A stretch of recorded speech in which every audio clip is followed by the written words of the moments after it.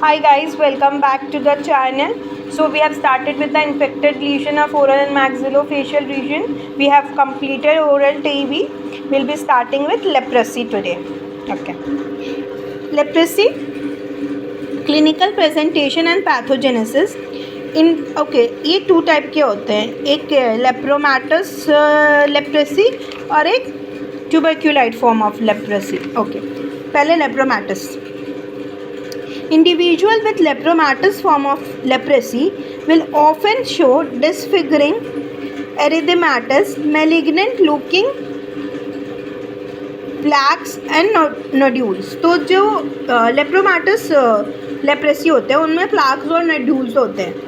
ठीक है, erythematous malignant looking plaques and nodules. तो it is common plaques and nodules means it is lepromatous leprosy. Around skin, जितने भी cooler area होंगे उधर लेप्रेसी के सिम्टम्स या ये जो भी हैं वो देखेंगे signs. So it is found around skin, nose, eyes, oral mucosa, pharynx, testicles and superficial nerves. Okay, now symmetric involvement of superficial nerves by direct infiltration and thickening response of nerve itself result in anesthesia, paresthesia and pain in various area. The anesthesia often complicate the course by causing increased trauma leading to ulcer, secondary infection and necrosis. तो anaesthesia है तो patient को समझ नहीं आ रहा है, तो इस वजह से ट्रॉमा, अल्सर्स ज़्यादा हो रहे हैं और सेकेंडरी इन्फेक्शन है, necrosis. Now this was about lepromatous leprosy. Now coming to the tuberculite form of leprosy. So individual with the tuberculite form of leprosy have skin lesions that are more benign and less progressive. So जो lepromatous leprosy थे उसमें more of malignant type lesion दिखते हैं, and जो tuberculite है वो more of benign and less progressive. Lesion are macular.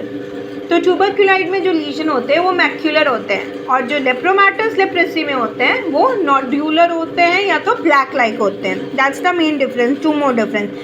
Malignant look and benign look, plaque and nodular, and this is macular. Okay. Third is the nerve involvement may be of sudden onset but its distribution is more asymmetric and less severe. उसमें symmetric होते थे और direct infiltration होता था, इसमें asymmetric होते हैं और लेस सीवियर होता है. ठीक है. Now the mode of transmission seems to be respiratory and require prolong exposure during childhood. Coming to differential diagnosis, first is mycosis fungoides, that is cutaneous lymphoma. Second is sarcoidosis.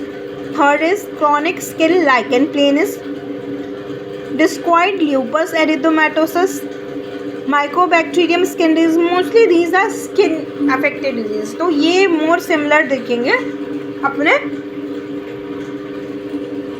tuberculate leprosy कह सकते हैं. Okay, और बहुत leprosy. TB of skin, that is lupus vulgaris. Okay. Now coming to diagnostic workup, lepromatous leprosy occurs in individual with defective cellular immunity. Lesion will contain abundant number of acid-fast bacilli, that is Mycobacterium leprae. So जो लेप्रोमैटस leprosy होते हैं वो उस individual में होते हैं who have defective cellular immunity, जिनकी cellular immunity defective है, तो lepromatous leprosy occurs in that individual. And जब histologically देखेंगे या देखेंगे microscopically तो lesion will contain abundant number of acid fast bacilli, that is Mycobacterium leprae. तो Mycobacterium leprae बहुत ज़्यादा नंबर में देखेंगे.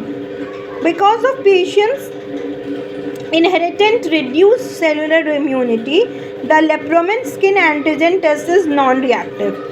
क्योंकि उनका जो सेल्यूलर इम्यूनिटी है वो रेड्यूस्ड है, इसलिए जो स्किन टेस्ट होता है that is lepromin skin antigen test is non-reactive in lepromatous leprosy. That's all for today. We'll be continuing this in next class. Till then, like, share, subscribe and comment. Bye.